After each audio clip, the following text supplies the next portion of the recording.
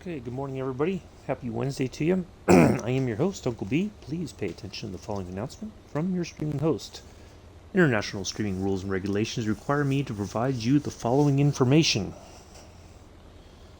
I am on the Xbox Series S. I have the deluxe version of Microsoft Flight Simulator 2020. We are flying the Junkers 52 3M-Retrofit. We are departing from Ar Rutbah and heading to Baghdad.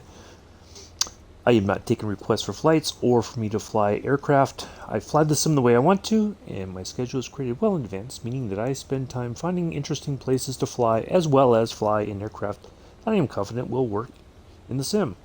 My streaming schedule is subject to change based on my own real-world schedule, like today. Mondays, Wednesdays, and Fridays are vintage aviation flights. Tuesdays, we have jetliner, regional jet, regional prop, and business jet flights. Thursdays, we have military aviation flights. Saturdays, flights featuring the P-38 called Lightning Saturday. And Sundays, we have scenic flights. Any other information can be found in the description area below the video. Thank you for your attention. I have started the aircraft up already. Now, according to the flight plan, when I created this morning, it wants me to taxi way down there and then fly this way and then turn around and go back the way or go back this way. But we're going to take off from right here. I'm not going to waste my time. We're here already. We might as well get going. And good morning, Fish Guns. How are you?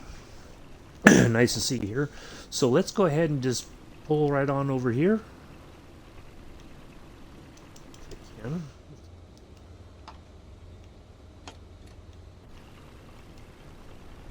We're all... It's like I'm stuck here or something. There we go. I'm on the dirt, probably. Takes a little bit more throttle to get going. So yeah, we're just going to go ahead and just take off from right here. I don't see the need for going all the way to the other end and all that. So we're going to kind of cheat a little bit here and all that. So I probably won't get credit for the takeoff, which is fine, since I'm not taking off from the runway that I'm supposed to be taking off from. Get the straightened up here. Oh, excuse me.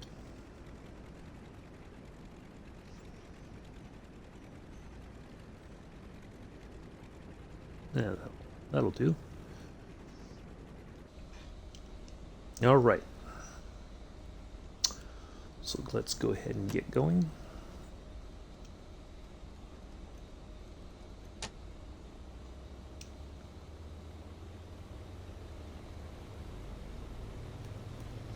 Yeah, I wanted to get started a little bit early because I gotta have time to get ready for an appointment that I have this afternoon. So should be about a 2.5 hour flight. I'm going to try to squeeze everything I can out of the engines and get us there, if at all possible.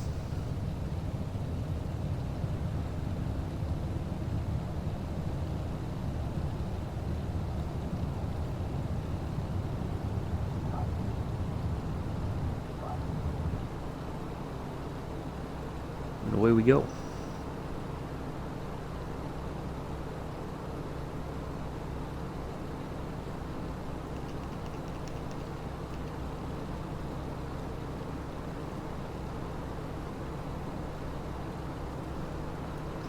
Now I want to go ahead and turn on the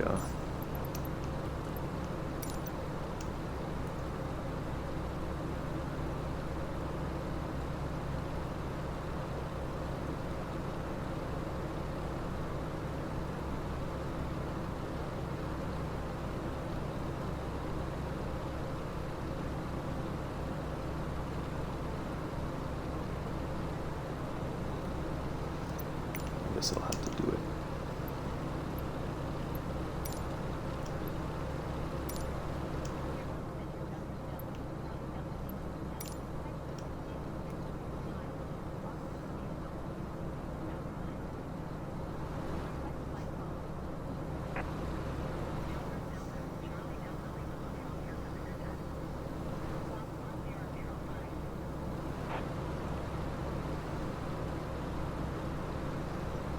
see where...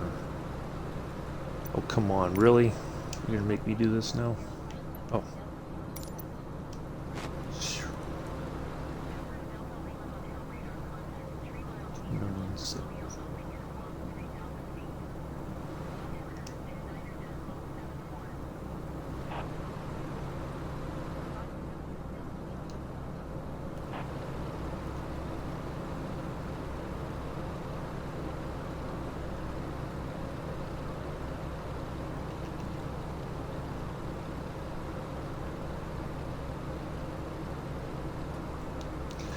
Now the VOR DME that we have all the way at Baghdad, I don't think it's a very high-powered one. It might have a very limited range. So I imagine we won't hear anything until we're about 100-something nautical miles, maybe even closer, be my guess. Away we go. Should probably go ahead and retract the flaps. We're got a pretty good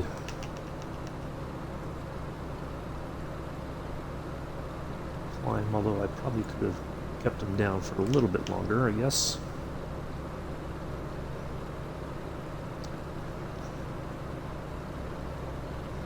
Climb.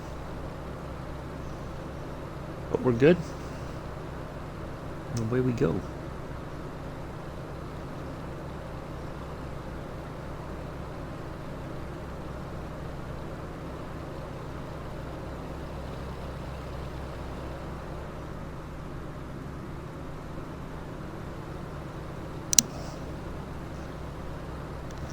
Make sure I've got that tuned in correctly. I think I do. 240, yeah, should be correct. DME, yep, alright, perfect. Alright, we are on our way. So, a couple things. One, apparently, and I just found this out yesterday, I don't know when, or, you know, maybe this was put out with the road, you know, weekly update last Thursday. I don't know, as I was more looking at what was in the marketplace. But Sim Update 10 has been pushed to mid-August, which I think means it's going to be mid-September, you know, because they're really trying to get this WASM thing fixed, I think. Jorg did say that they were going to be testing the hell out of the updates. I think they're going to space them out a little bit more to have more time to test, which is good. But yeah, so I kind of feel like that means we're back in the dry spell as far as the Xbox goes, as far as anything meaningful, like aircraft wise. I may be wrong, and if I am, I am, but I get that feeling that we're going into that. We're going to have another dry run for the rest of June, all of July, half of August, maybe all of August, you know. But we are getting the world update this next week on Tuesday, although they haven't said what that update is going to be, what area. I think we'll go ahead and get that dialed back there.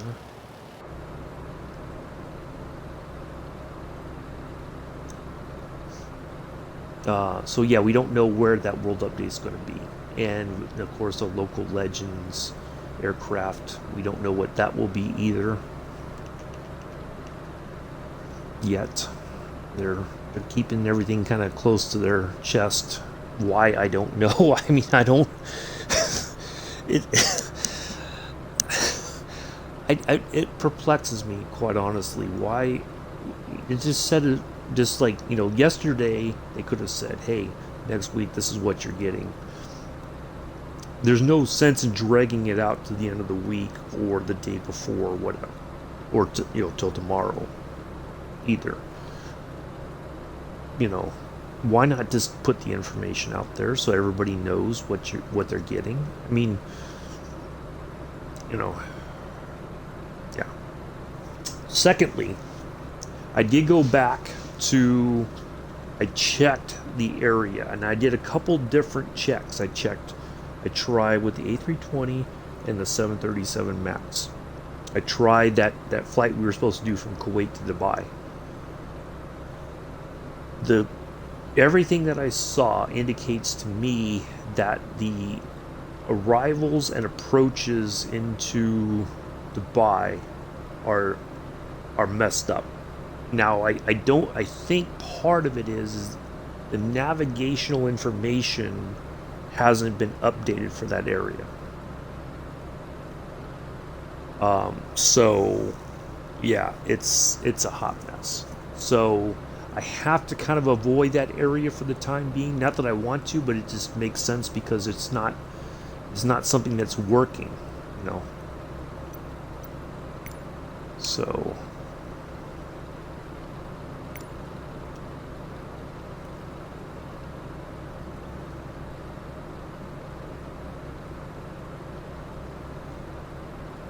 did they give a... No, they didn't have a wind reading when they took off. Okay. So yeah, I just so I did try it. I checked to make sure it wasn't the A320. I checked, you know, I put a flight plan together from different airports, you know, departure and arrival, and it was fine. I think it's just that particular area for some reason yeah, it's just it's a big mess.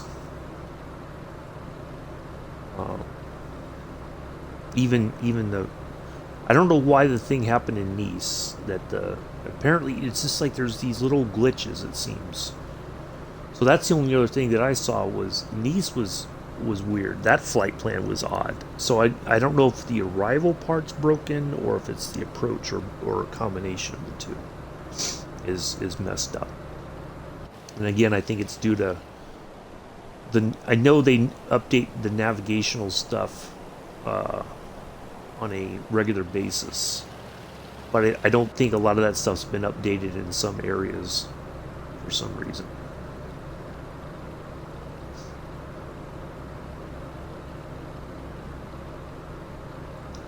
Right, we are on our way to Baghdad.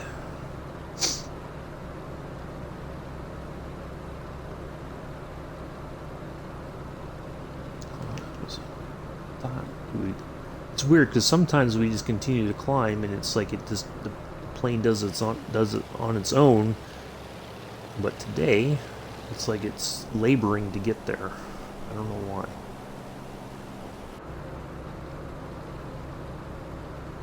It says we need to be at about 11,000 feet. I have a feeling somewhere ahead of us we have to get over a mountain range. I think we'll find out here. I'm going to go ahead and close that quick. I'm going to get a picture here as we go along. Clear day. Got a cloud in the sky. A little bit of the moon right there. I think that's a good picture. Yeah, there we go.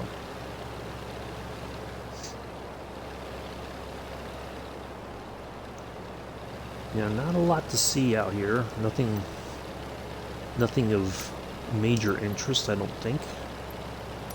But this is a very unique terrain, I think. Overall, it's it's got its own beauty, even though it doesn't look like it. I can tell you this though: sunrises and sunsets in the desert are usually very amazing.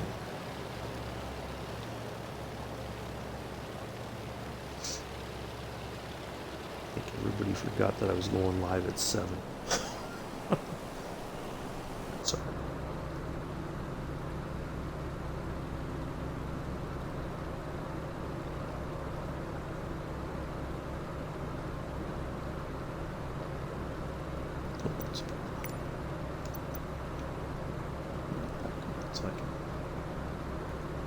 Still,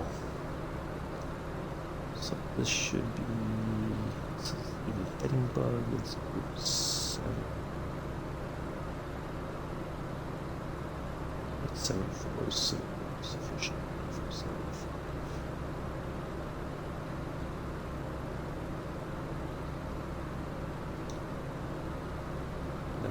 should get us to the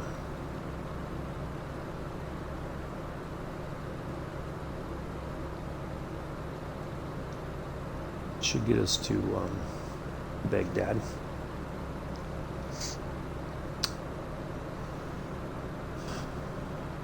Yeah. Tomorrow we will be in the big fulcrum, Bautzen to Kaliningrad. That one will be a very quick flight.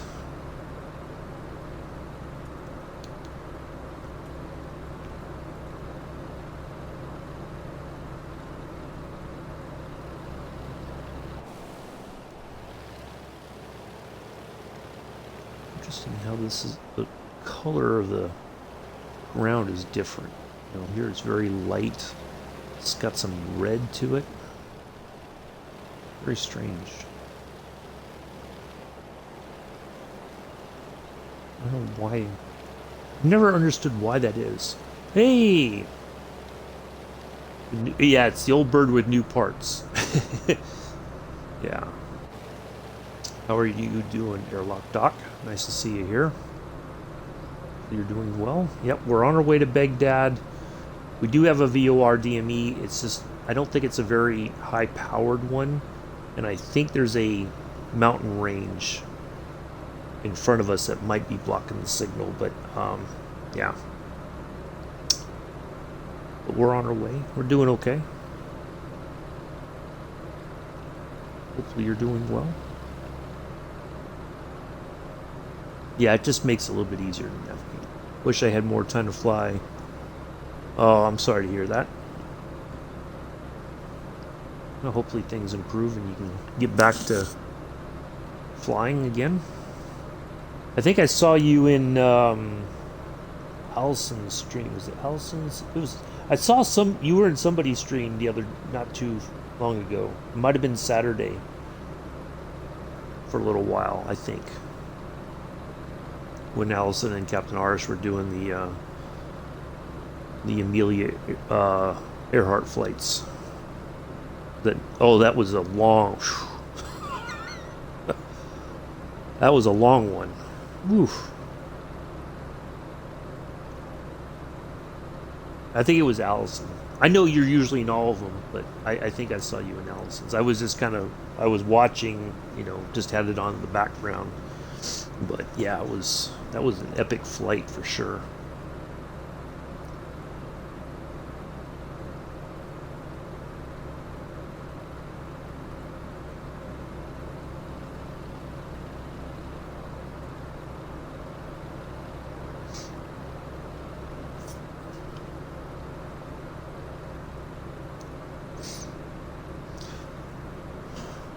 But yeah, what else is going on?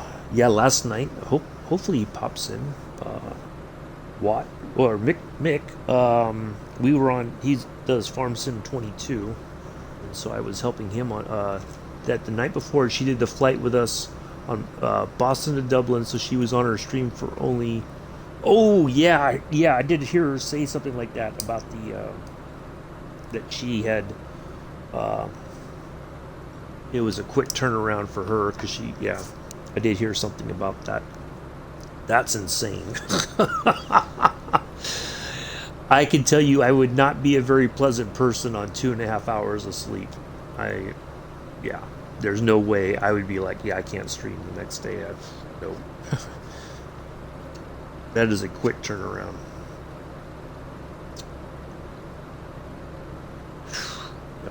I would not be a very pleasant person.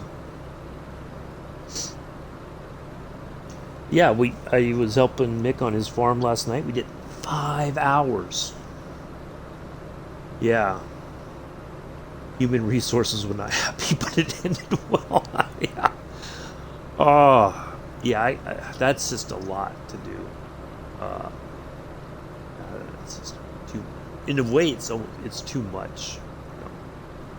But yeah, that's. I couldn't do it. But yeah, we had a good time. We got a lot done on Mick's farm. Got some contracts done and some other stuff, and It's good. Really enjoyed that.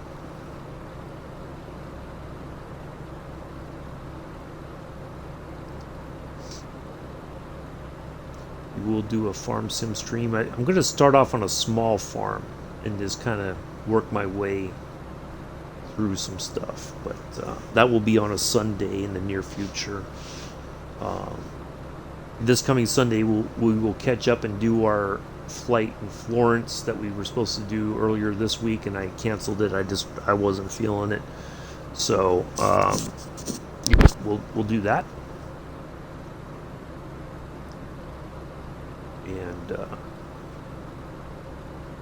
yeah, so we'll get that done. And the on Monday, Murph did a D-Day stream, and it was supposed to be 3 hops to get an achievement for his. But there was issues, and he had to. Oh, phew. Yeah, go figure.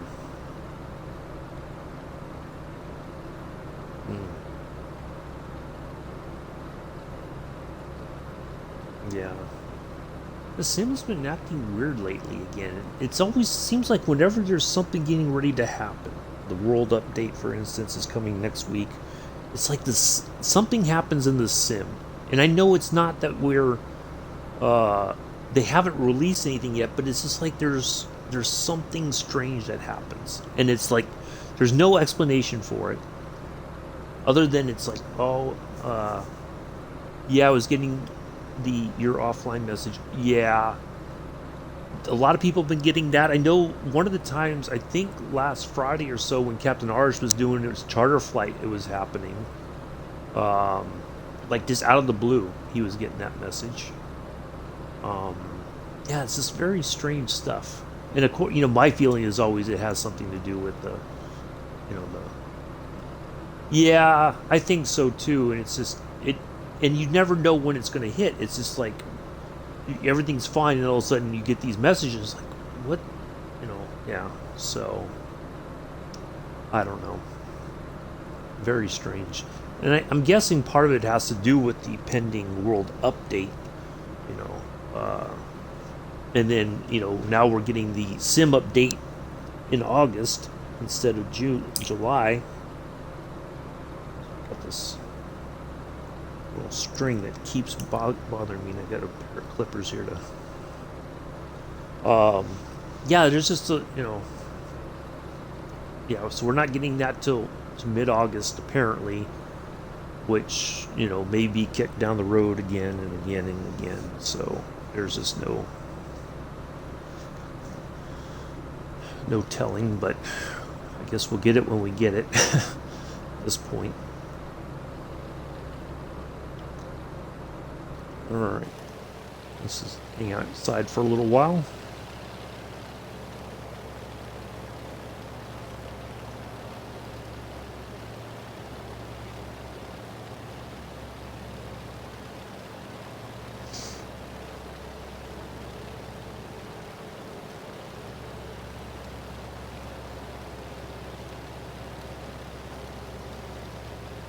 Yeah. Yeah, it was a lot of stuff last night on the mix farm. We got a lot of stuff done for him, and I'm going to pull the mixture back a little bit.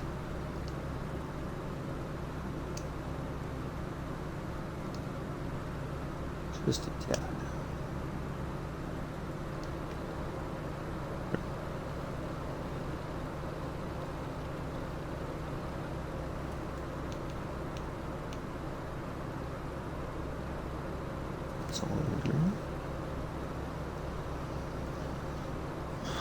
So yeah, other than that, there's no telling what's going to come out tomorrow. I'm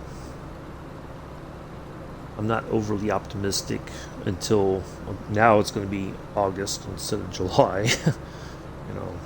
So yeah, I think we're going to go through that drought again in the marketplace, unfortunately. Again, I could be wrong. It's very possible I could be wrong. Oh, okay. I got the numbers, so we got 158 nautical miles to go. I just don't hear the transmission. But we gotta, at least we have a,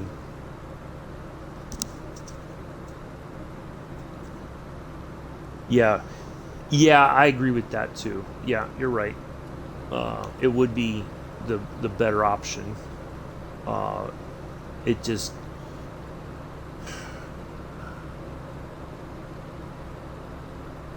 I feel like, unfortunately, and I've seen this with a lot of games and the developers and all that recently. It's like they can't win for losing. you know, we want stuff fixed, but then that means it takes longer. But then we're mad because it takes longer. But we want, it's like this continuing. We're like a dog chasing its tail. We're going around and around, and uh, so yeah, I would agree with that. Um, it's just like we, at least on the Xbox side, I can't speak for the PC side because you all can go right to the source of, if if a developer puts out an aircraft, you can go right to, as you don't have to wait for it to come into the marketplace. You can go right to you know a separate site, pay for it, download it, all that kind of stuff. And for a while, it's like we were doing well with aircraft. Things were starting to finally turn around, and then Sim Update 9 and World Update 9, for whatever reasons, those two combined just like jacked a lot of stuff up. And so I know that's why they're like, yeah, we're just going to take our time and try to understand things before we release it, to make sure we've checked everything, which is understandable. Yeah, just yeah, yeah. That's the thing that I can't quite grasp it. And I've tried to figure out a logical reason. It's like, you might have a problem. Let's say you and I are both on PCs. You might have a problem, but I don't. And because I don't have the problem, because they can't replicate it when you go in and say, I've got this issue, and these are all my settings and everything. Because they can't replicate it, they're just like, well, sorry. you know and I see that, like the Kodiak. We've been waiting on an update for the Kodiak, which should be coming out tomorrow, which we thought was coming last week. And I said, well, I thought it was coming last week, but hey, if it's delayed a week or whatever, for whatever reasons, it's fine. And then this person responded to my comments saying, well, I don't have a problem with the Kodiak, so I don't see what the big deal is. Well, good for you that you don't have a problem, but that doesn't mean other people aren't having problems. And you're right, it's all on different levels. The PC side, you guys are dealing with files and stuff that we don't have to on the console. And, the whole community folder thing, and I'm just like, I don't quite understand all that, but, I'm trying to, because if I ever get a PC and I want to, it's like I should kind of understand what's happening. But it's that is also happening. Yeah. Oh, okay. Yeah. Okay. I thought you were on the PC. But okay. Thank you for clarifying that. I for some reason I thought you were on the PC, but okay. So yes, you're right. You are experiencing something that I'm not, and because they can't quite figure out why that is. Why are you experiencing crashes? Um, oh, okay. Oh, okay. That's all right. Yeah. All right. Gotcha now. So yes, you're right. Though there's no reason, if they can't explain it, it's like that's the most perplexing issue, and then that's why I think there's people. That's why I got out of the forums. Just because somebody says, well, I'm having these issues and I don't know what to do about it. Well, but I have the same system as you, and, yeah, it just, um, yeah, yeah, it's just it's hit and miss. That's the part I don't quite understand about this sim. It's very much hit and miss. And I always say what works today may very well not work tomorrow. All of a sudden, for no particular reason, things will just won't work. And we don't know why. And because they can't replicate it, they're just like, well, sorry, we don't know what to tell you. you know, it's like do an uninstall and do a fresh reinstall. That's all, and sometimes that does seem to work, but because it's like, and then you have to, delete your rolling cache and stuff is corrupted somehow, and it's like, how does it get corrupted? I don't get it. So yeah, it's just a very weird situation. But I do agree, there's a lot that's there. They need to fix things, and I think when there's a world update, there's a bit more time between the world update and the sim update to give them more time to try to find those issues and fix them before they release the sim update. So I do respect them for that. It's just, it's like every time we take a step forward, we take 20 steps back, or more than 20 steps back. And it's just like, and I'm guessing, because I'm not a programmer or anything, I'm guessing that's the difficult part in programming is you fix something and then for whatever reason something else is broken or has to be looked at, and it's like you're going through all the code to find all the things that are now causing a whole nother issue that you weren't expecting. So yeah, I don't know that I could do it, because it would just be it'd be too much to to contend with. But yeah.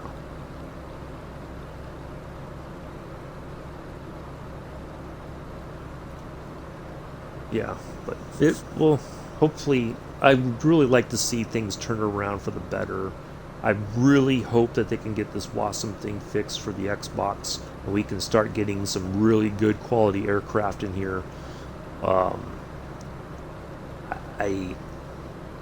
my gut instinct is that if they can't, since the combinations are unlimited there, but consoles, yes, you're exactly right. That is the other frustrating part, is if they PC, yeah, you have different settings, and everybody has different graphic cards and memory and all that kind of stuff. But you're right, the Xbox should be a known quantity. That's the perplexing part. But yeah, I do think that if the WASM thing cannot get fixed, or it's delayed indefinitely, I have a feeling there's going to be. I mean, some people already have. They've just given up on it. I think that number is going to grow. They're going to lose the console players, and I don't think they'll ever come back. Quite possibly.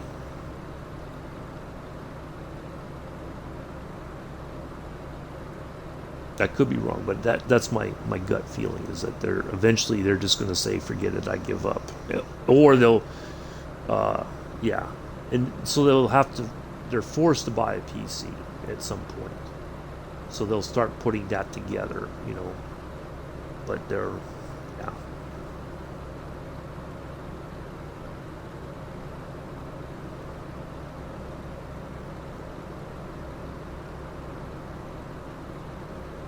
So we'll see what happens, but I think my feeling is that we're approaching the do or die time on the console, and I think people are trying to be patient, but I think we're now getting, especially going into the summer after the first year that the Sim's been out on the console, I think the patience is going to start wearing even thinner than it is already.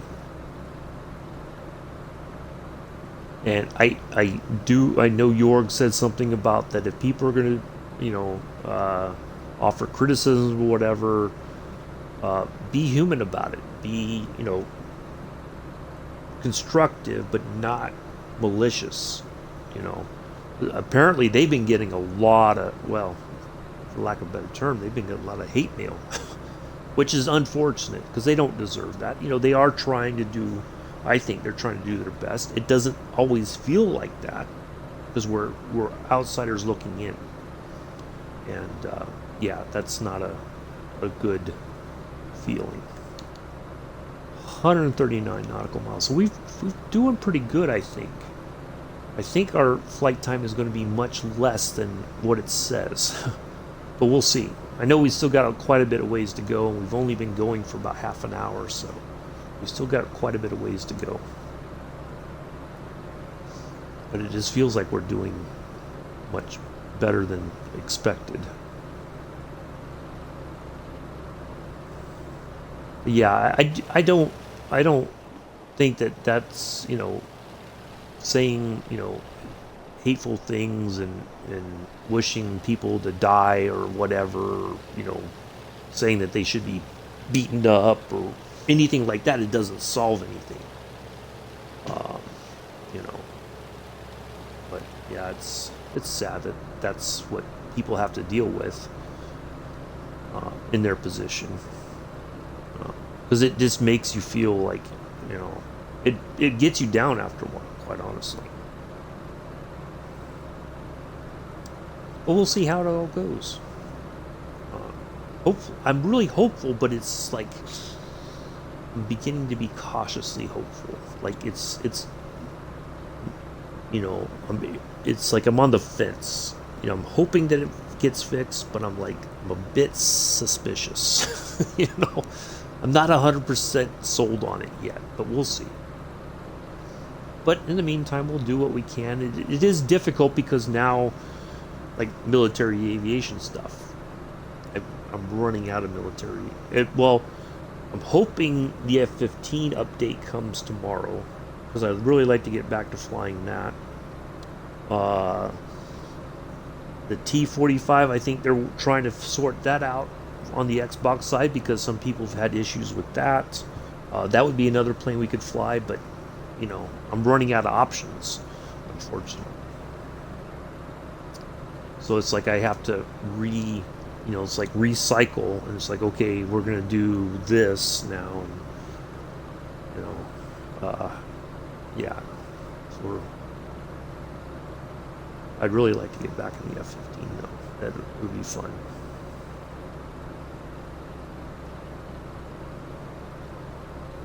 And I think they're doing the D-Day livery with the invasion stripes. I think there was a livery for that they were including, I think, in the update. But I'm really hoping that comes tomorrow or in the very immediate near future, because I'd really like to be able to. Yes, I did. Yeah.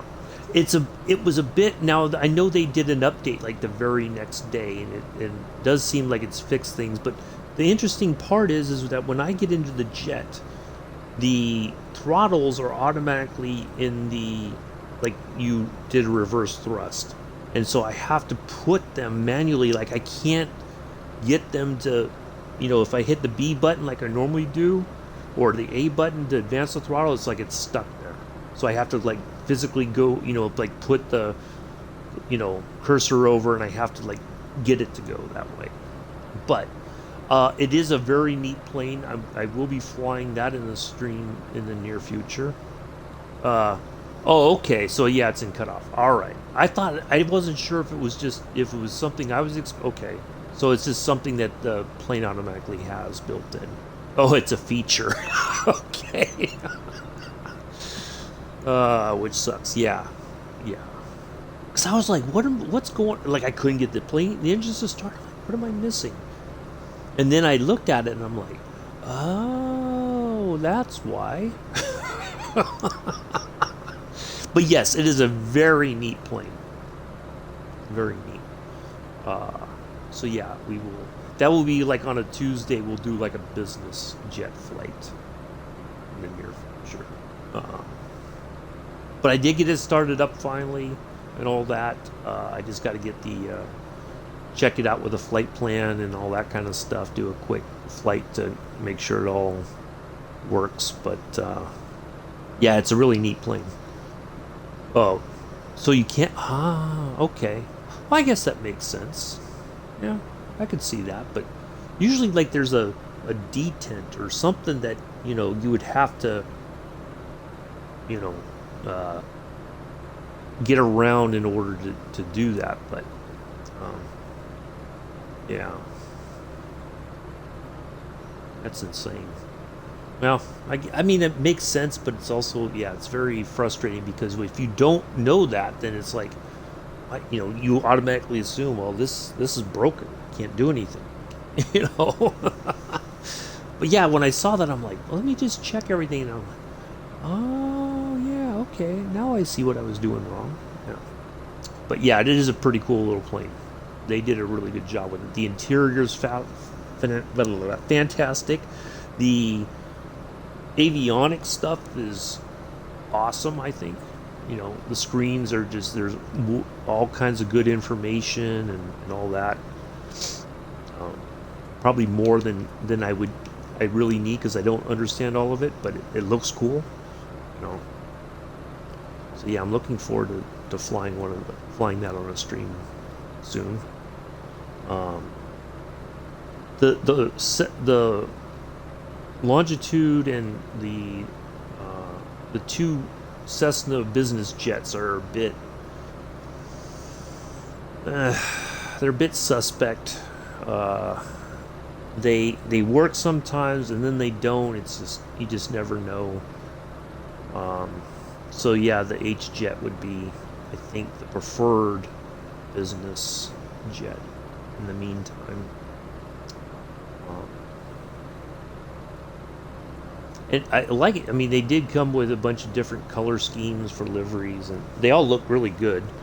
Um, you know, it really, I think, that goes well with the shape of the aircraft. Um,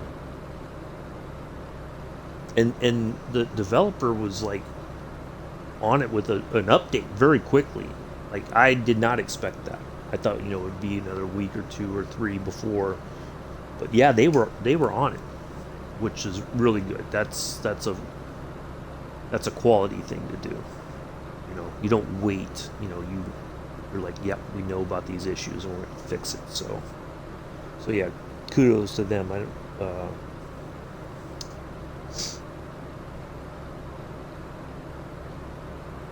I think that's been one of the few bright spots lately that we've had, especially on the Xbox side.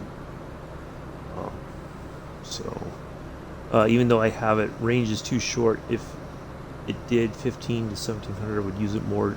Just shoot too short for 12. Yeah, I could see that. I mean, it's not like a. Yeah, I could see what you mean. Yeah. So yeah, you do have to kind of, you're a bit um, confined as to how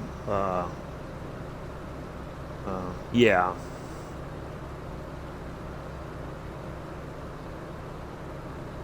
I can understand that. So yeah, it does limit you. Either that or you have to do two legs. You go from one airport, land, refuel, and then go on to your true destination. Yeah, yeah,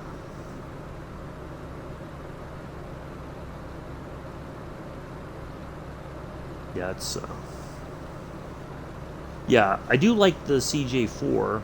I mean, but the one we have here on the console is a bit like, I know some people like I guess there's a working title version that fixes a lot of or there's a mod, I think, from working title, something like that. That it seems like there's somebody can do more with the stock. Like, they fixed a lot of the small issues and made it better. Um, and I could be unless I want to do that loop that shorter range planes do. Yeah. Yeah. And we'll be in the Concorde here at the end of the month. I I feel like I'm getting pulled a million different directions right now, but I have to sit down and do a flight start to finish just to get through okay, yes. All right, that makes sense. I thought I had heard somewhere that there's a working title mod that does fix a lot of the issues in the base plane, and a lot of people are really, they love it. You know, it does make the plane more usable. So, you know.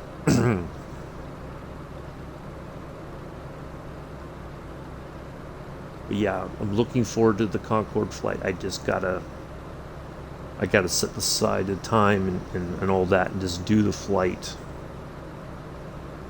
with fuel tanks that you plan in the sim in a jet. Yeah, that is true. I've been reading over the document, you know, like the manual, and I'm just like, I can't. It's like, okay, do this at this point, and then you do these other. It's like, yeah, I'm gonna have to have I'm gonna have to have it written in front of me, I think, quite honestly. Otherwise, I'll just be like, yeah, I don't know what to do. So yeah, that's gonna be the difficult part. But yeah, every chance I get, I go over the startup and then climb, and then you do this, and then you do this, and it's like, and valves that even the yeah yes, because you have to constantly shift everything around so that the plane stays balanced. The center of gravity's where it's supposed to be.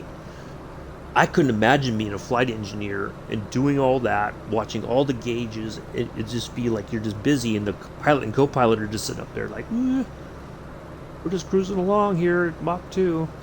You know? But yeah, it's amazing to look at it though, because you just like, wow. And I've never really seen the inside of one, and there is one here in New York at the put on main tanks, unlimited fuel. Yeah, I thought about that. I think I would have to do that for the first couple of flights, just so I can get the flight done, and then work my way into the fuel tank thing. I think that would be the optimal solution on that one. Just until you get used to it, you know, spend more time dealing with that, you know, because it would be a lot to try to do on during a stream, and it's like I wouldn't be able to pay attention to the chat because I'd be paying, you know, like flipping switches and all that. So yeah, and then if I miss one, or you know, I click the wrong one or something, then it throws everything into fits. So 115 nautical miles to go. I thought there was I guess I was wrong. Maybe there isn't a mountain range. I thought there was for some reason, or maybe we still haven't gotten to it yet. So yeah, I'm looking forward to that. I can get it started up. It's just that for me, when I go through the checklist, when I press the little eyeball so it can show me where the switch is, it doesn't always take me to the switch. That's the one thing I notice. It's like I have to search for it. So it's like I have to have the manual that DC Designs put together that shows you the panels, and I have to like, okay, it's this panel, and I'm looking to say, all right, this is the one I'm looking for. Yeah, it's amazing though. I really there is one at the there's an aircraft carrier museum in New York City, but there is a Concorde there. But I when I was at that museum, I didn't go over and see the Concorde. I wish I had, because I'd really like to see the inside. You know, if you could go and look at least in the flight deck there. You know, something just to get a sense of what it was really like in person. But I know it's like very narrow in the passenger cabin.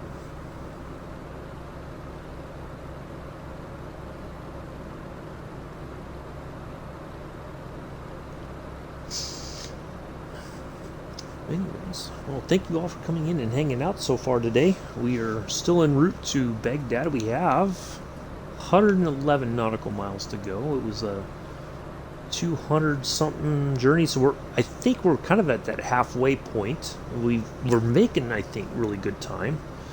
It was like 220 some. So yeah, I think we're at that halfway point.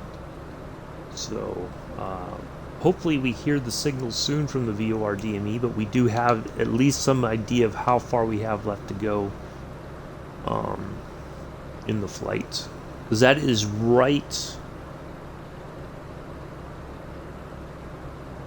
Let's see, we're landing on 1.5, so it's directly above on the glide slope, or the runway path. It's just above the end of the runway, like a little bit before it. So we are heading the right direction essentially, and then we'll turn southeasterly, almost to the south, and we'll land. We'll call it a day, and then I gotta get ready to skedaddle for my appointment later. Have time to get myself sorted for that. Now, so the airport we took off from, it exists in the sim, but as far as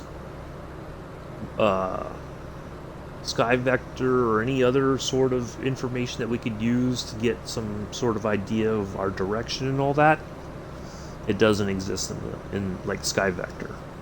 So, which is what I use generally when I'm putting together a VOR to VOR flight.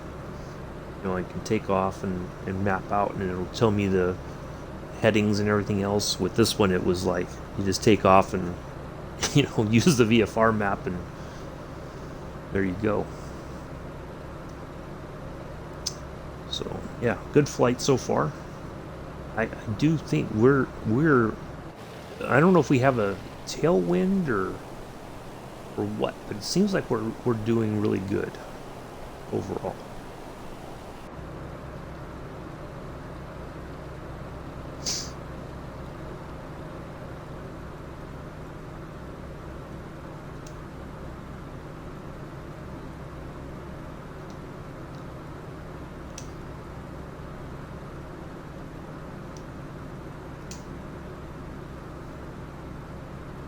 Let's get off props just a smidge.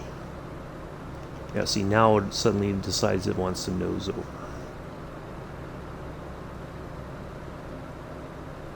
I don't quite understand that.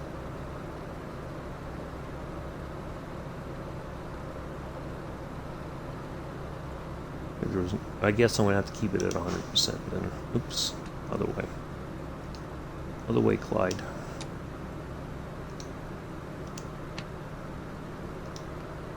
Alright, so be it. Otherwise we're going to suddenly drop a lot of altitude. I don't really want to do that yet.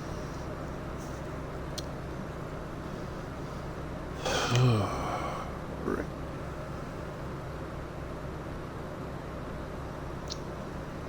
Yeah, a little bit of a quiet day today. I did start about 30 minutes early just so I had a little bit of a cushion before I had to go to my appointment today, so. But we'll be back tomorrow. Big Fulcrum, former East German airfield, and we're heading to Kaliningrad.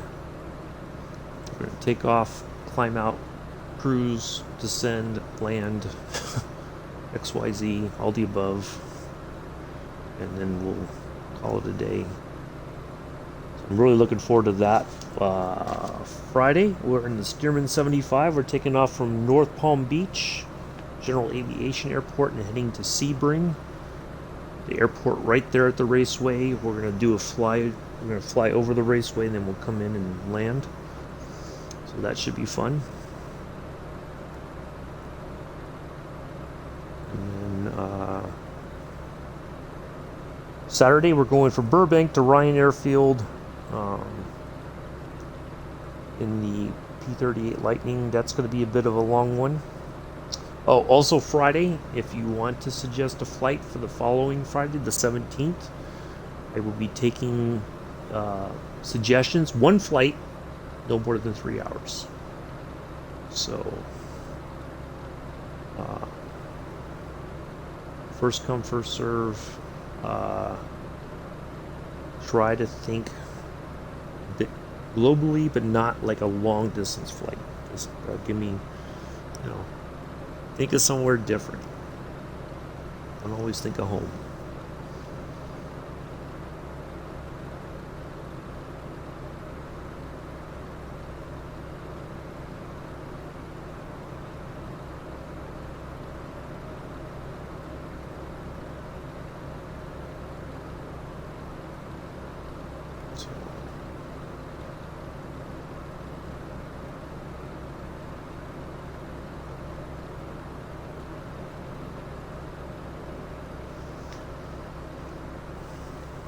Do that, and then on the 18th we'll have another multiplayer lobby open for the Lightning Saturday, which will be Ryan Field to Indian Springs. That's going to be a bit of a long one, so if you want to join in on that, more than welcome to.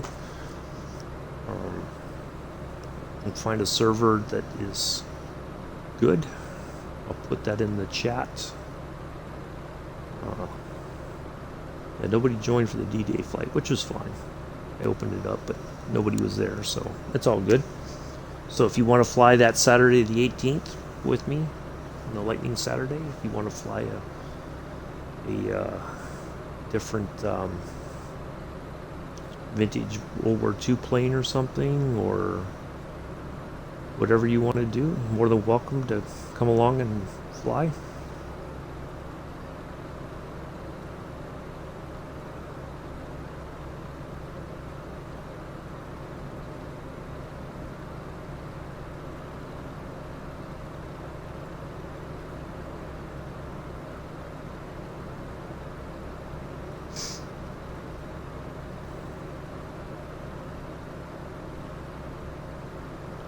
I'm surprised we have not talked to anybody else this entire way. Like, we haven't talked to another center or anything.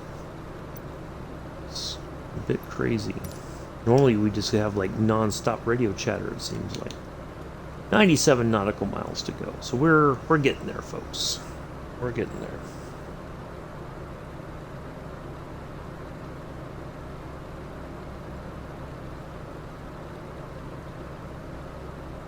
And thank you to my two subscribers, Watt Mickford and Patrice. Thank you for your support.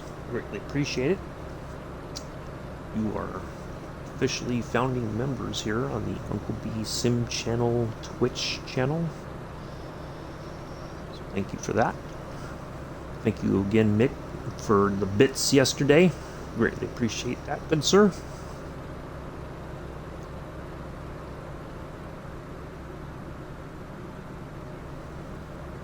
Might be lurking, I don't know.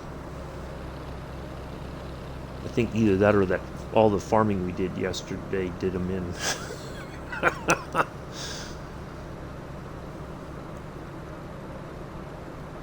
That was a lot of stuff that we got done.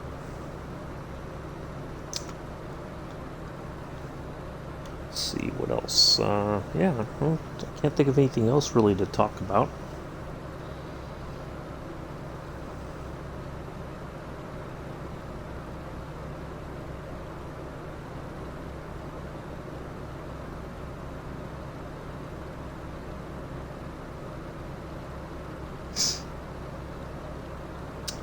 Going to try to join Captain Arish tonight on his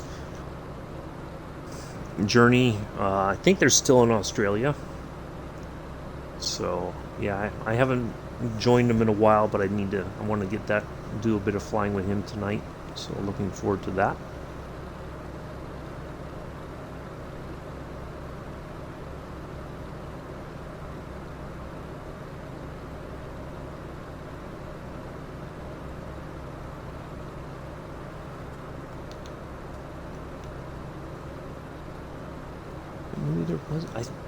I'm certain I saw a mountain range. And again, it may be still in the distance, but maybe I was fooled by what I saw when I was putting the flight plan together.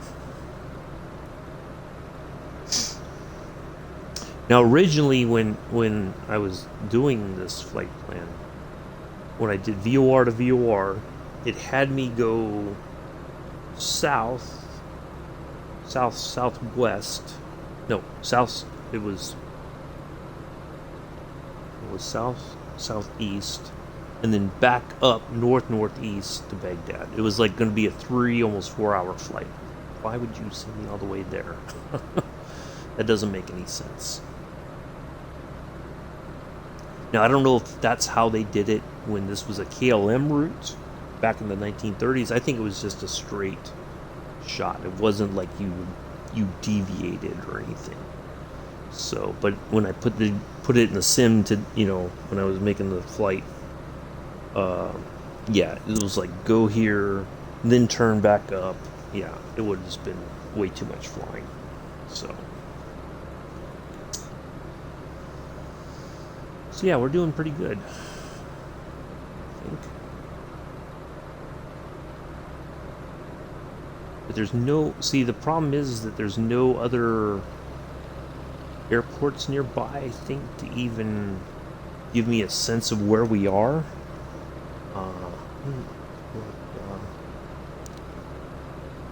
Let me see if I can't figure it out. Oh,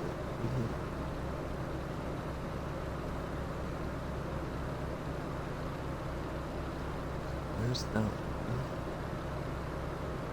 Baghdad International is right.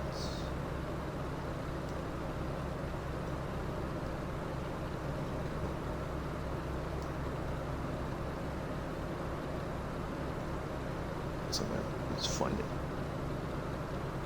REI. So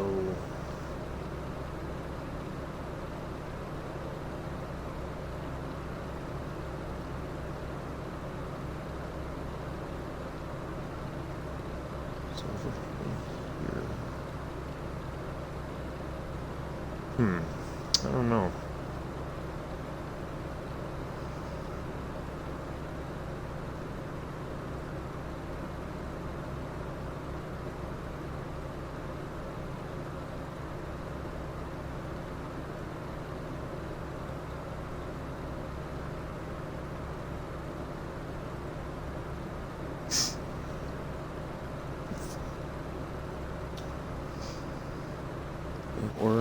We're making our way, folks.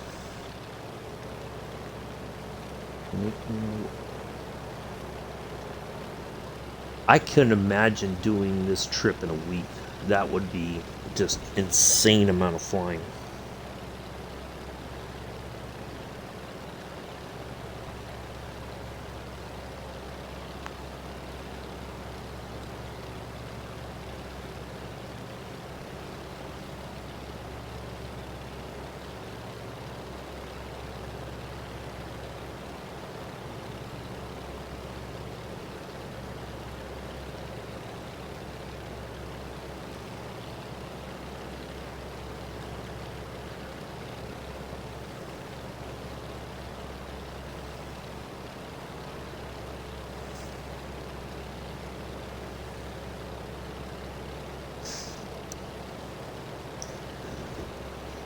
Oh, how you doing, Vengeful Squid? Long time no see. I'm doing okay.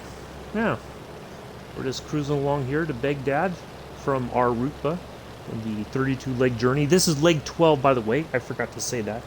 This is leg 12 of 32, so we have 20 more legs to go after this flight. And we're going to do those Mondays and Wednesdays. So, yeah, we're just cruising right along here. We've got 84 nautical miles to our VOR DME there by Baghdad International. We've got the DME signal, but we haven't heard like the actual 3-letter or 2-letter. That's what it might be. It's only a 2-letter code, so I think it won't give us the Morse code. So at least we know how much farther we have to go, which is good.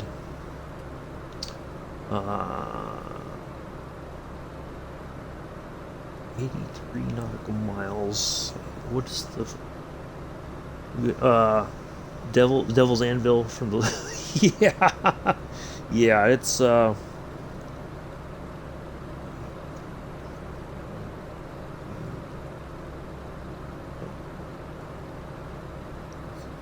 Distance divided by airspeed, or is it airspeed divided by distance? So still got a bit to go. We're doing pretty good.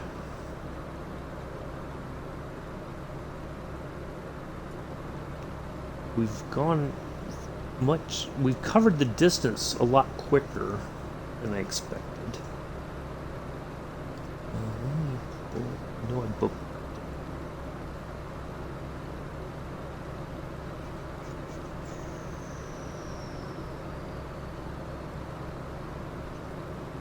Still have it open somewhere else.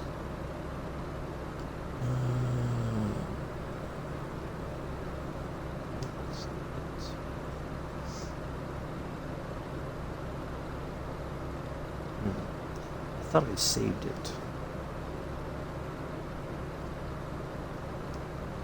Apparently I did not.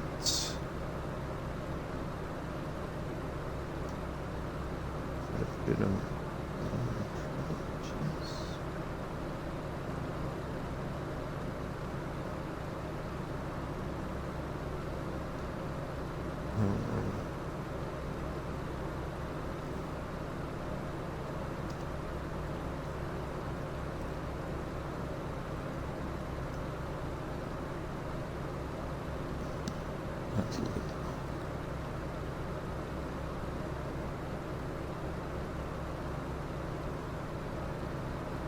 Flight distance,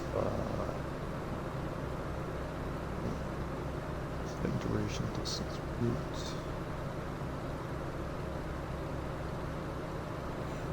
I had a thing open that it had the equation.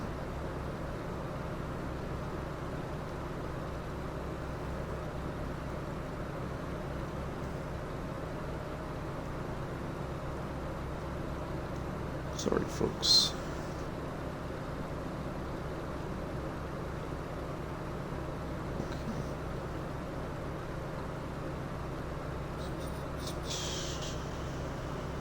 No.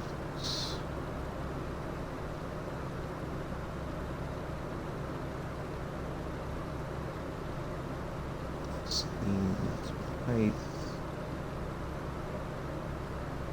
So.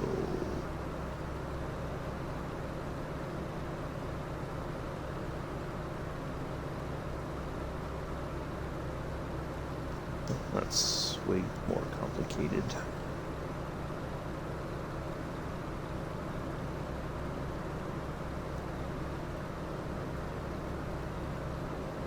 That's not what I was looking for. It's a very simplified.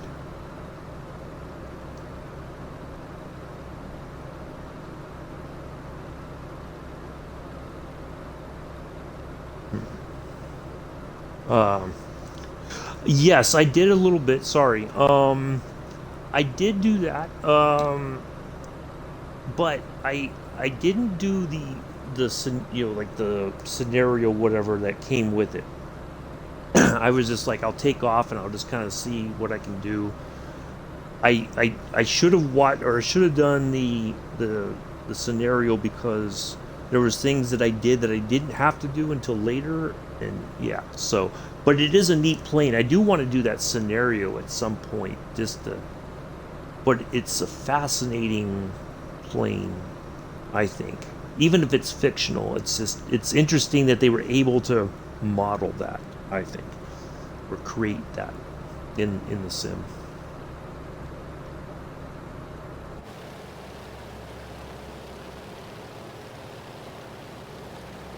Yeah, I haven't seen Maverick yet. I would like to go see it in the theater before it's out of the theater. Hopefully it stays in the theater throughout the summer, because right now it's raking in the money. So yeah, I would like to, because I did see the first one in the theater. I'd like to see this one in the theater to really understand the calling it the Son of the Black. Yeah, yeah. It's a very weird, like the cockpit is very strange. Like you don't have any sense of view in the front like you normally do. So you have just those windows on the side, and then you have cameras, and that's about it. You don't have anything else really to give you a sense of anything. But I mean, even the SR-71, the windows were very small. It looked like, and that was probably due to the amount of pressure and everything that they were flying at, and the speeds and everything. So they probably had to have some kind of windows, but they were, it was just enough for them to see things, and that was about it. But yeah, this one seems the windows are narrower, and your field of view really is limited if you were sitting in the actual cockpit. But yeah, it is an interesting. I did not expect that. When they, and to be honest, I expected a little bit more with this Top Gun update. But it's great marketing. People get interested in the movie, especially if you saw the original, and and all that. So yeah, it's but yeah, it was just a bit, I was looking for just a bit more, but it's fine. I mean, I did the landing challenge on the carrier. I nailed it the first time, but I got a C, and I'm like, hey, I did a C landing. I'll take the C. It's good. I'm not going to, I may go back to it another time. I think the reason why I got such a low grade is I didn't go full power as we hit the wire. So I got dinged for that, but that's okay. But yeah, it's fun. It's different. I'll give them that.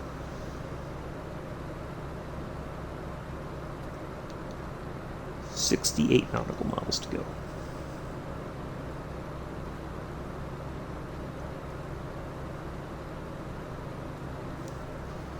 So I think I'm doing it right. It should be 60 by 89.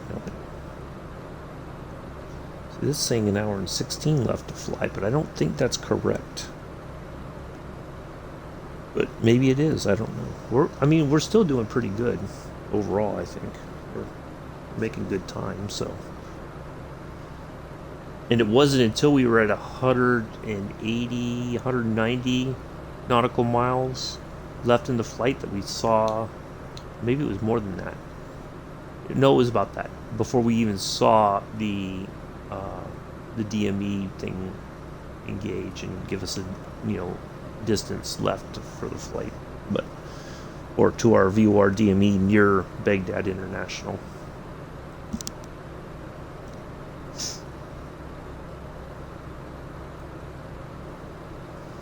But yeah, and I think DC Designs is they're implementing some updates so that if you want to land the F-14 on the carrier, I think they're working on that to make sure that works correctly.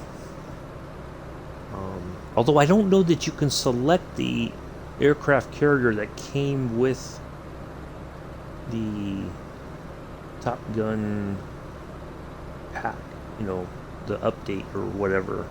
I don't think you can select that as a, that you can land there.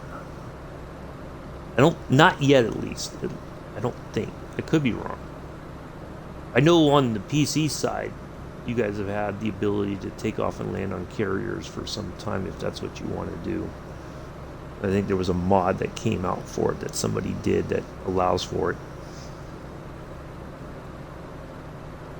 It would be cool to actually be able to take off, but the animations for that would be, I think, a lot. So I think it's just you line up and then you hit the afterburners and you go. It's not like an actual carrier launch. I guess if you want that, you got to play DCS.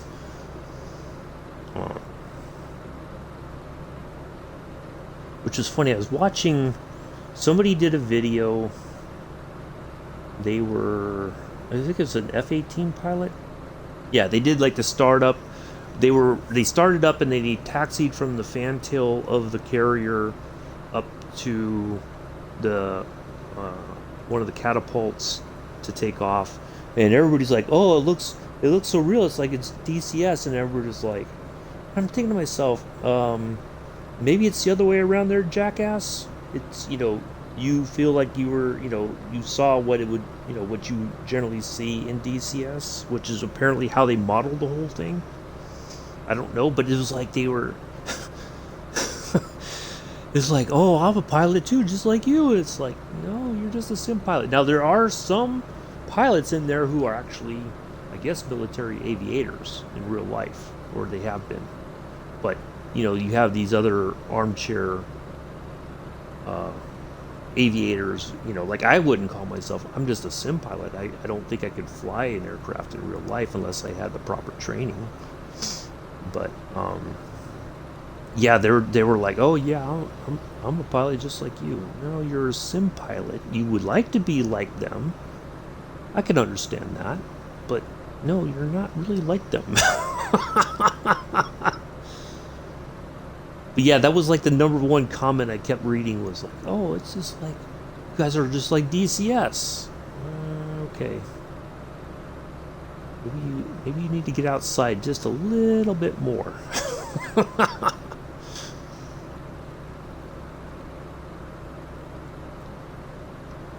Alright, we have 59 nautical miles to go.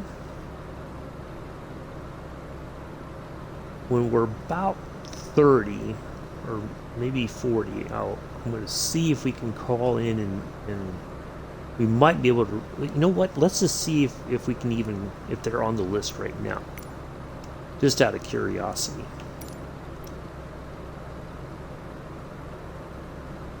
No, we are still not close enough.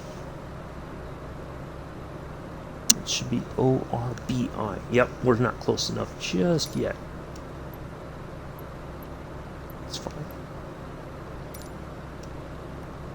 I'm surprised even now we haven't talked to anybody. That's the weird thing. I usually expect all this radio chatter and it's been kind of quiet, so.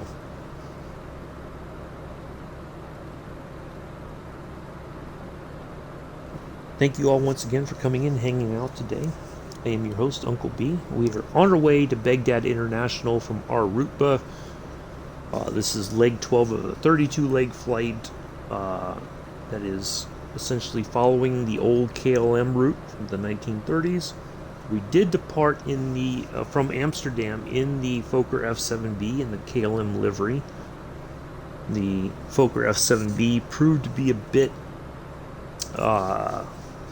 suspect, I guess, for lack of a better term. The flight model is a bit wonky, so I decided to jump back in the Junkers 52 to continue the journey.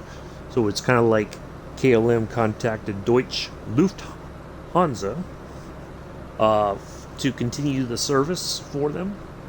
So here we are in the Junkers 52 3M, meaning 3 motor. Retrofit, meaning we have more modern navigation systems, but not like there's no autopilot system. We just we are kind of hand flying it, basically just trying to keep it on track, and then we land manually. There's no ILS approach modes or anything like that. So yeah, I think we can go ahead and just a little bit, not a whole lot. I just want to just slowly drop some altitude. Of course, the plane's got a different idea. It's like, oh, we throttled back a bit. Let me just fall out of the sky.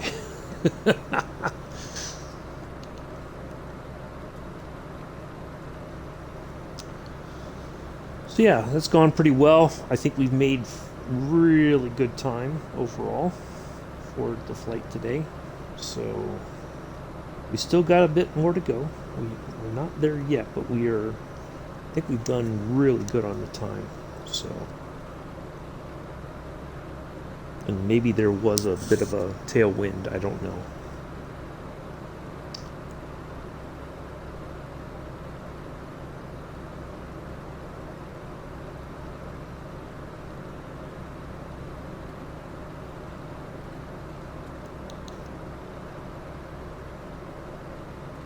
So we might have to wait till we get like 30 nautical miles out and see if we can't get the airport on the radio.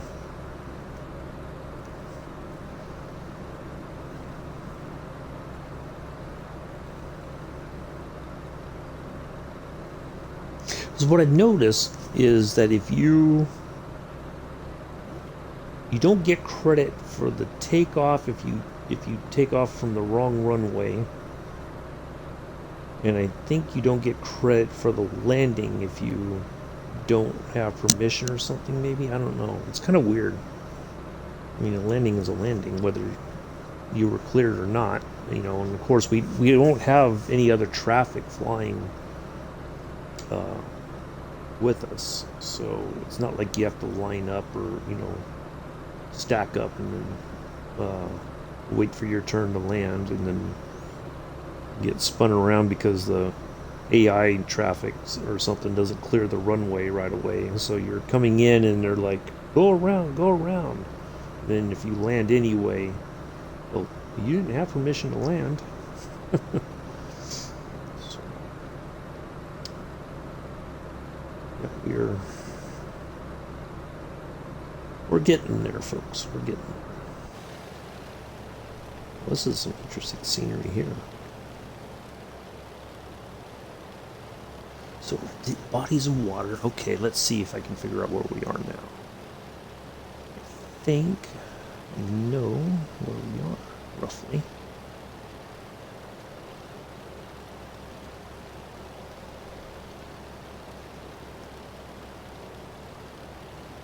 There's that. I'm looking at the chart. So it says there's like a box.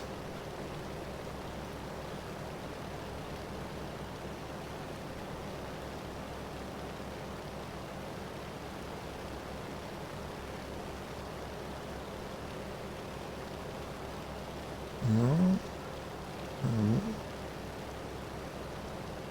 I don't know.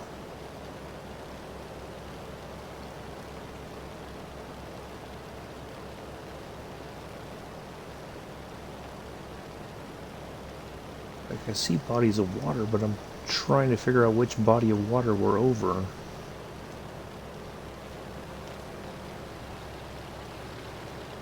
So there's one there. So it's like there's a couple bodies of water. So I think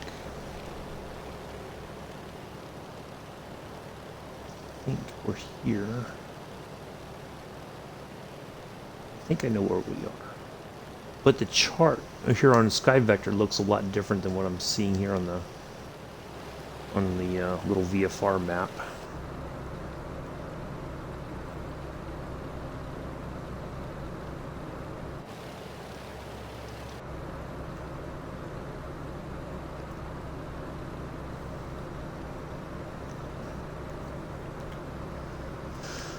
All right, 45 nautical miles. All right, let's just see if it's up now. If we are close enough to. Yep, there it is, number 5.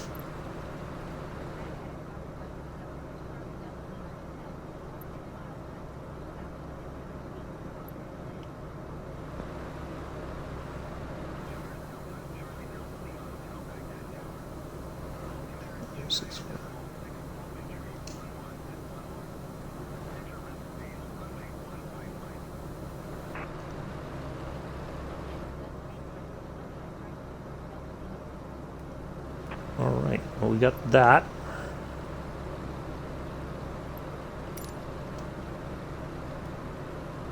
There we are.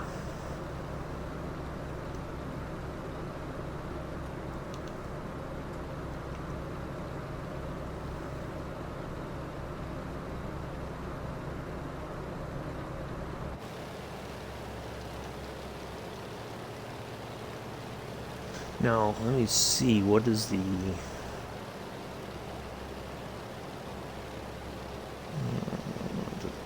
Oh, that's right. I gotta look elsewhere. This isn't gonna tell me anything.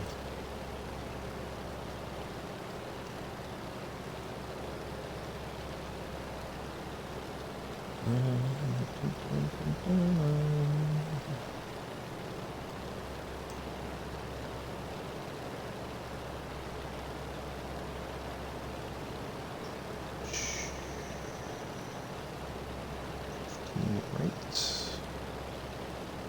Airfield altitude is, or runway altitude is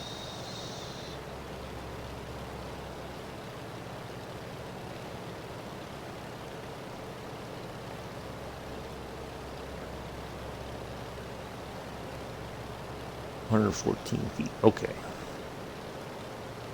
Perfect. All right. So I don't have to be like at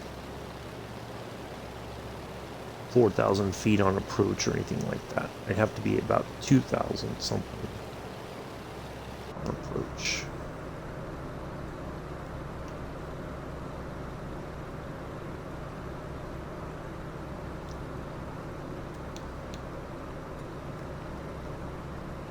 Okay, so there's this.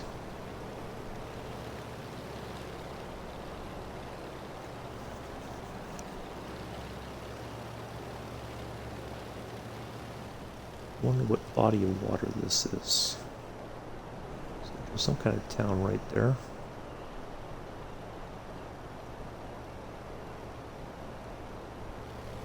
I don't know even if this is drinkable water or not.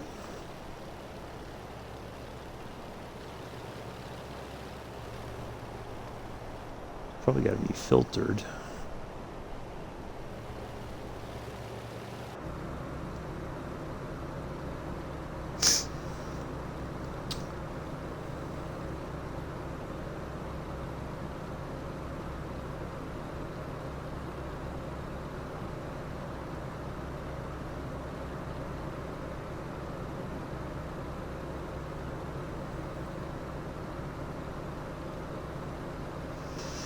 Alright folks, well, we're almost there. Once we're on the ground and we park it, we'll wrap things up for the day. We'll be back tomorrow, the normal time, 7:30 Eastern, 11:30 UTC, 12:30 UK in MiG Fulcrum. Looking forward to that. That should be fun. We're going to be flying in the East German colors. So we're going to try to stay clear of being political happenings as best as we can. I don't really want to comment on them, what's happening, because I don't feel like I know the whole story. But anyway, so we're going to fly that just because it's a bit of military aviation history. So I can appreciate the design of the aircraft. So it's cool that we get the opportunity to fly it. So, yeah, good stuff.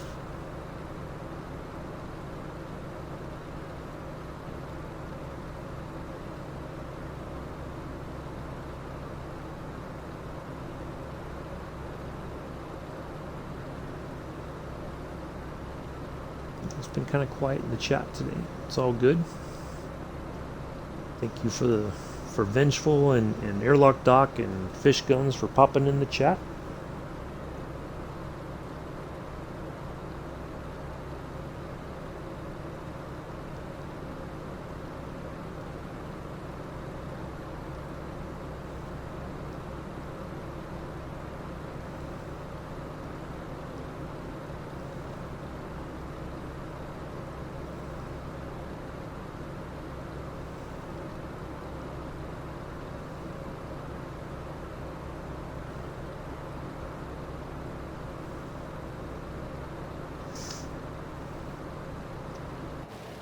There is I think that's a military airfield.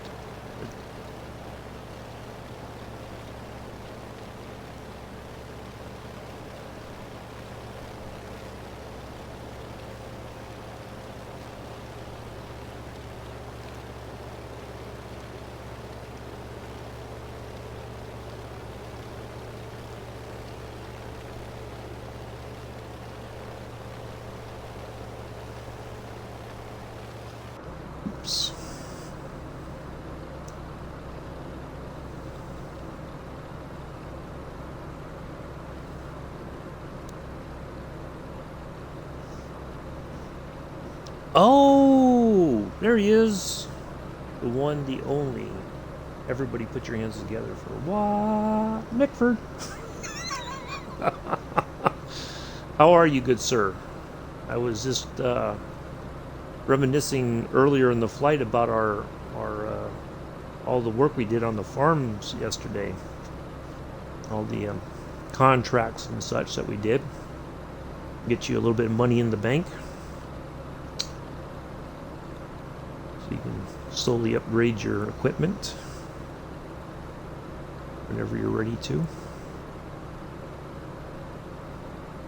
Yeah, it's good stuff. I'm glad to help out.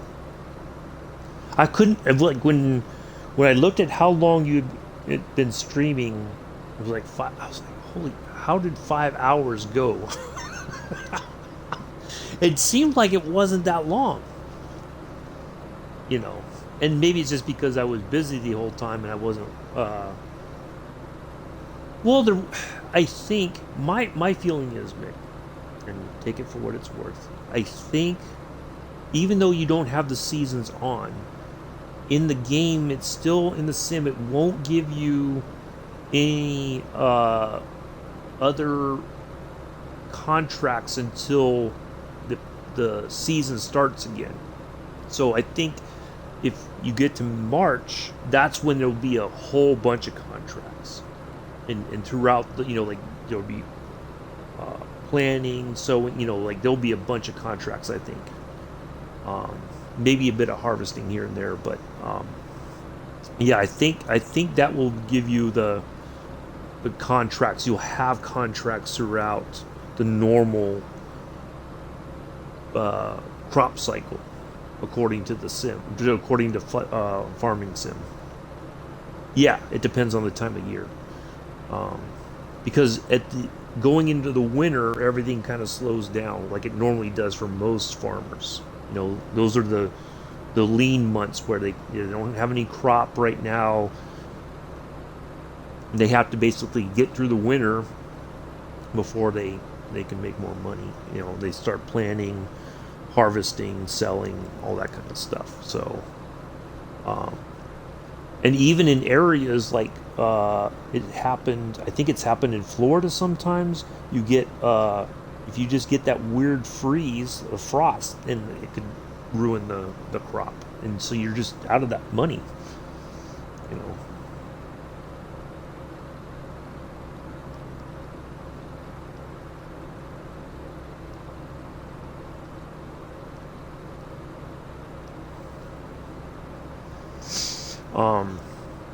So yeah, that's why I was trying to get people to wait until I have.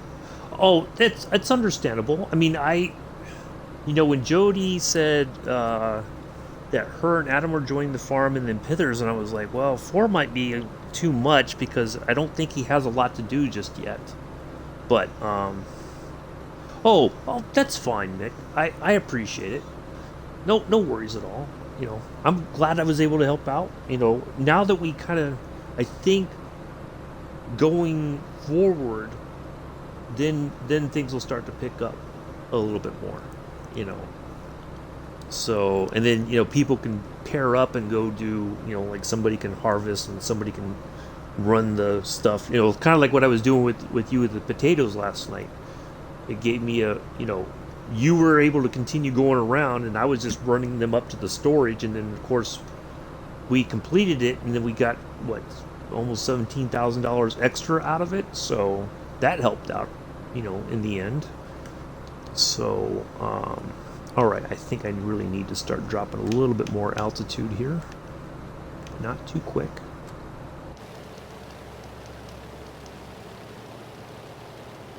But yeah, it's fine. I felt bad for Adam standing around.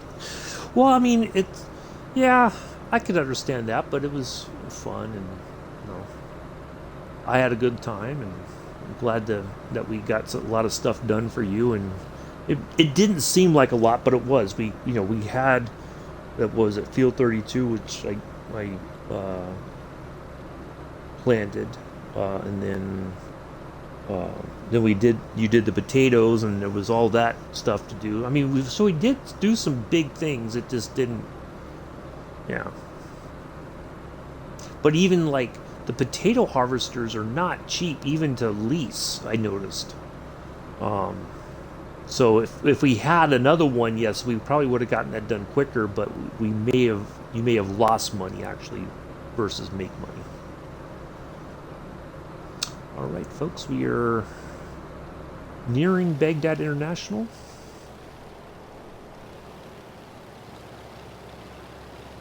Trying to think.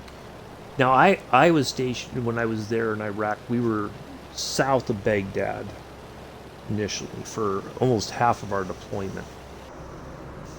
Uh, I thought about if I could find the uh, the area roughly, and I could do a flying tour around it.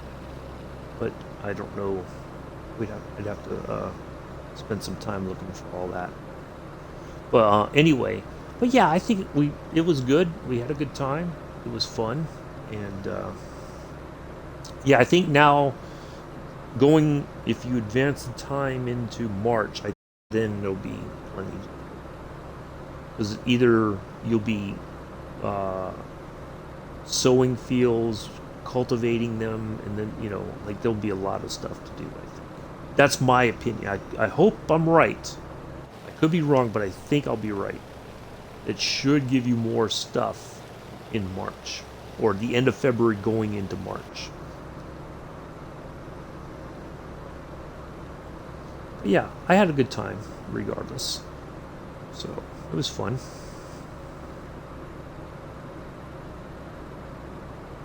Yeah, I was just like, I was really wanted, and I think it's because I was so busy doing stuff, I didn't really pay attention at the time.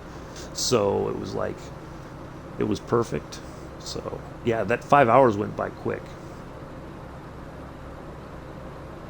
Yeah, it's all good.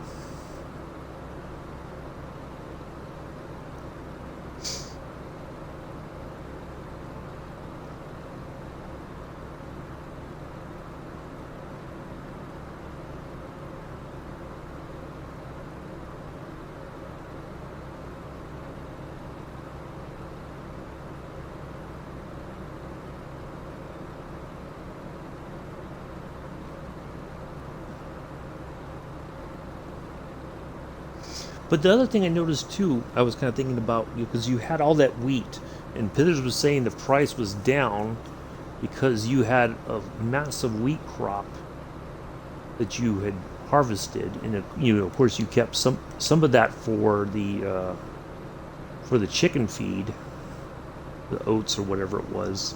Maybe it was the wheat. I don't remember, but anyway, it's interesting though. So like, say you bought that field of potatoes that we harvested.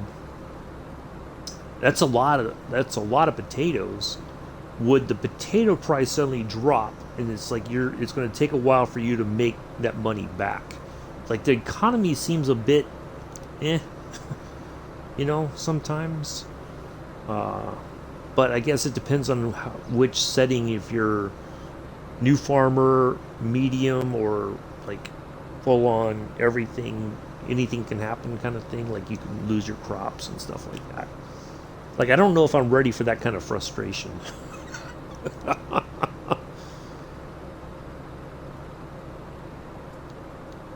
All right, 16 nautical miles. All right, I think I could get a little bit of flat down so we start slowing down just a smidge.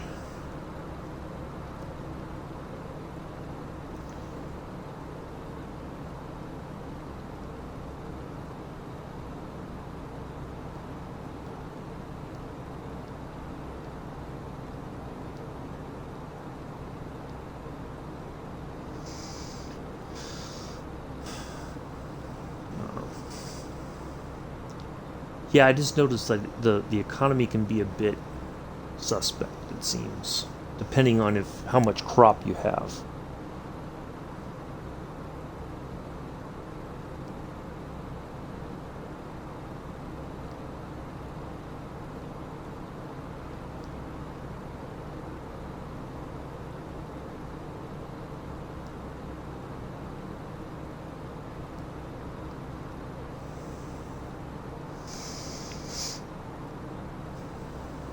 Guess that is the grinding is for and storing the right price. Yeah, yes. Because that's one of the things that I was thinking about too. Is if you sell right away, you're making some money, but if you hold on to it, and especially towards the end of the crop cycle, then you could sell it. The prices might be higher as the season goes on, technically, and then you can get a lot more money. Or you could just sell it a little bit at a time until the price goes way up, and then you just, yeah. And I think that's what maybe real life farmers do. They try to hold on to something and then sell it as you go into the winter, just to make that little bit of extra money to get you over the hump, basically, I guess.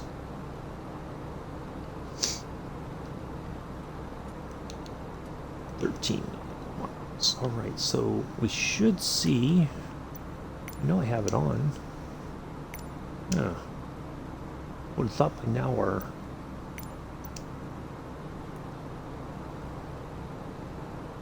thing would have popped up. I think I'm went a little too far off course here. We're just gonna go straight on in, folks. We're not gonna do the pattern entry. We're gonna see that pattern entry, and then we're just gonna turn right on in. Yeah, I think that see, that's the thing, is if you don't have the seasons on, it's you're still playing by the season's rules, but you're not, that's the strange part, I think. At least from my perspective.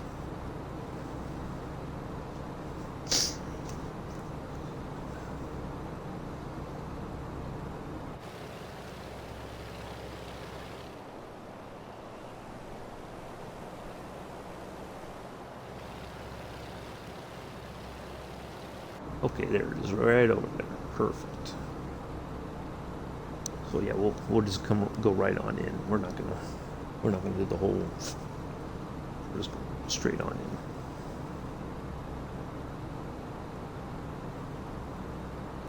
Now I should be able to see the. Let's see. Nope. Zooms.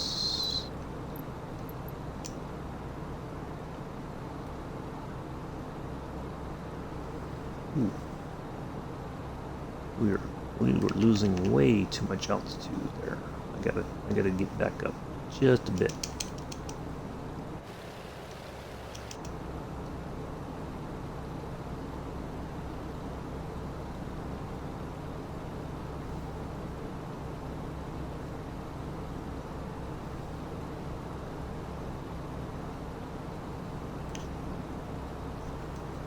Just need to get a little bit of altitude back up there.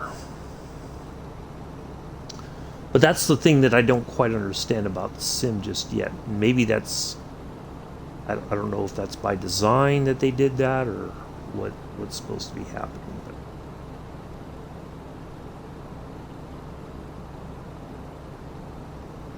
But,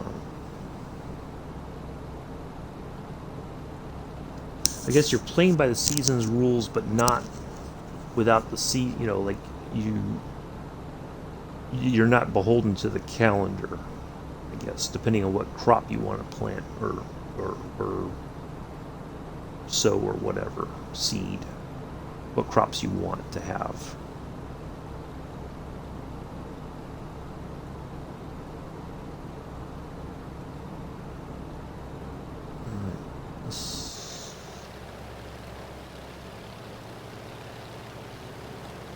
Left, so that one should be right about where we want to go in at. So I need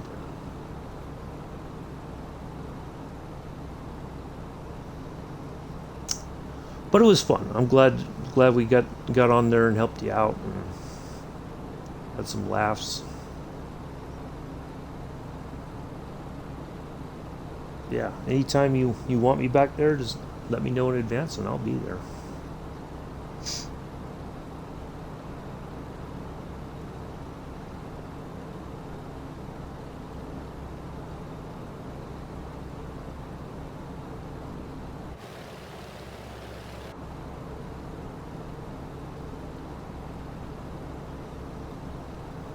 Oh, 5 viewers now. Well, thank you all for coming in. We're getting ready to land here at Baghdad International. We left Ar Rutbah some time ago, almost 2 hours ago, less than that, because I did my little semi-professional speech before we departed. So we are getting ready to land here in a moment.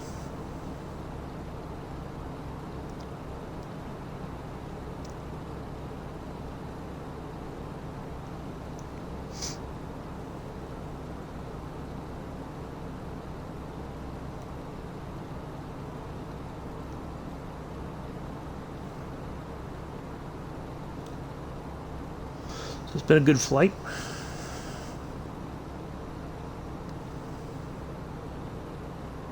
Overall, we have not had any issues. We took off and we about 180, 190 nautical miles out from our VOR DME.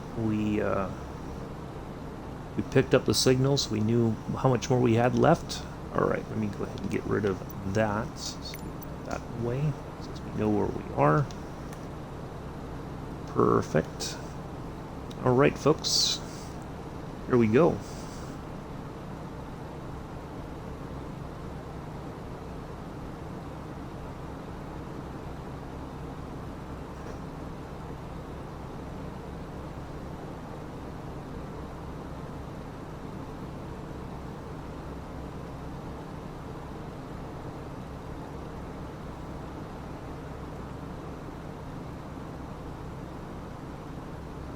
There it is.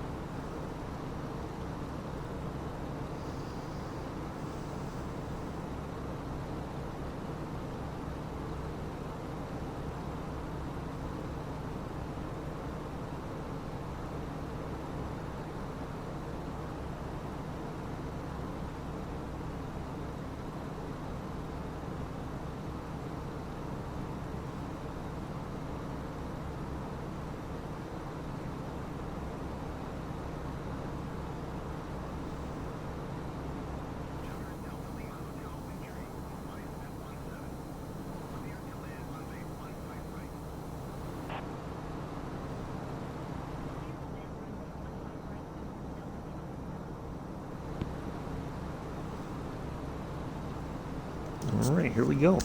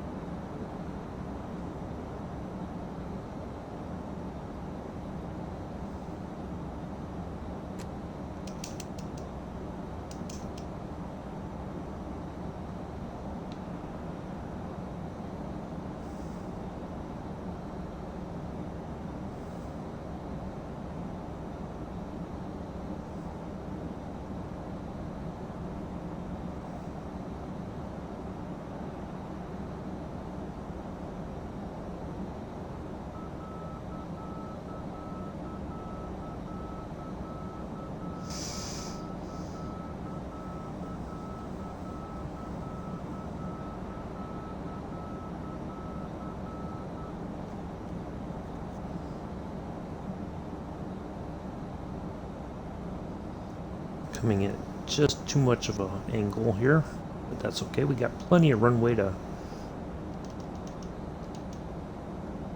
work with.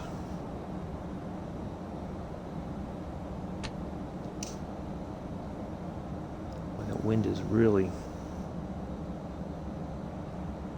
giving me a bit of fits here. Here we are. On behalf of myself and the entire flight crew, we'd like to welcome you to Baghdad International. Local time, I believe, I think they're 8-9 hours ahead. Something like that. I don't remember. I should remember, but anyway. We know and appreciate the fact that you have many options when it comes to your Microsoft Flight Simulator live stream viewing pleasures, and we are glad that you chose to fly with us today. We'll be back tomorrow in the Big Fulcrum, 7:30 Eastern, 11:30 UTC, 12:30 UK. Should be a fun flight, so do join us for that if you can, for our Military Aviation Thursday. Go down here, we'll turn off of this right here instead of going all the way to the end. Yeah. Yeah, I will. Let's see where it tells us to. I think we're supposed to go all the way over there. That's alright. We'll do a little tour of the airport here. Don't think this is exactly spot on, to be honest.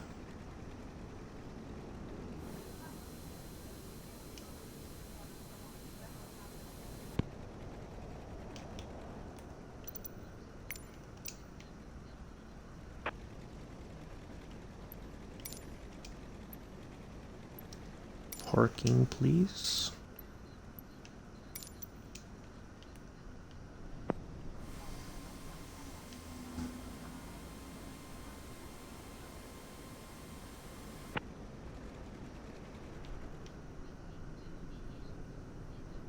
Oh, now they're going to put us over there. That's fine. Perfect. Well, I guess we won't have a tour of the airport then.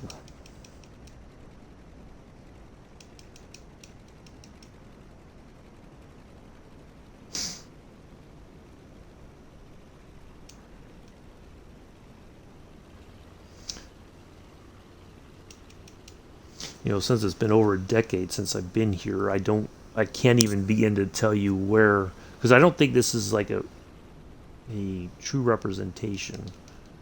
So it'd be kind of hard to know where I flew into and out of here in Baghdad as far as what side of the airfield we were on.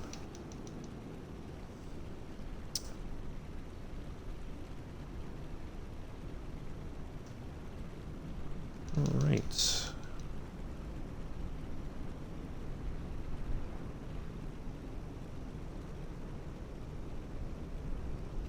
So we park it, we'll wrap things up for the day. Made really good time. Really good time. That's fantastic. So, and then Monday we will continue the journey. I don't think I have anything special planned for the following Monday. Let's see real quick while we're nope, it'll be leg 13, Baghdad to Abadan. I hope I'm pronouncing that correctly. If I'm not, I apologize.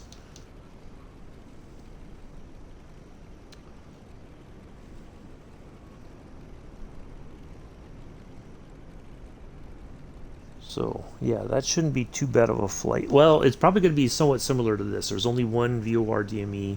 We'll take off and we'll head. Oh, look at what? Get out of my way! Get out of my way! Get out of my way!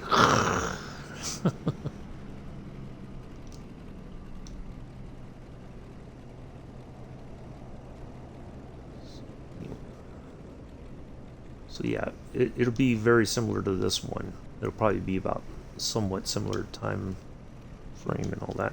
All right, there we are.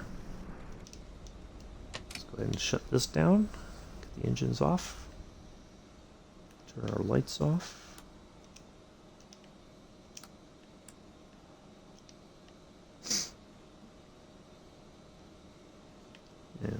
Battery 1, 2. There we go. An hour 46. Yeah, we did very well. It said it was like 2 hour 47, something like that was the estimated time. So yeah, we made phenomenal time.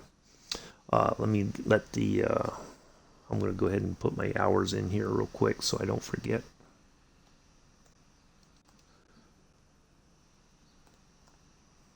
I'm tracking my own since the system here got a little wonky. I lost my hours, so just keep, I've already got over 500 total. So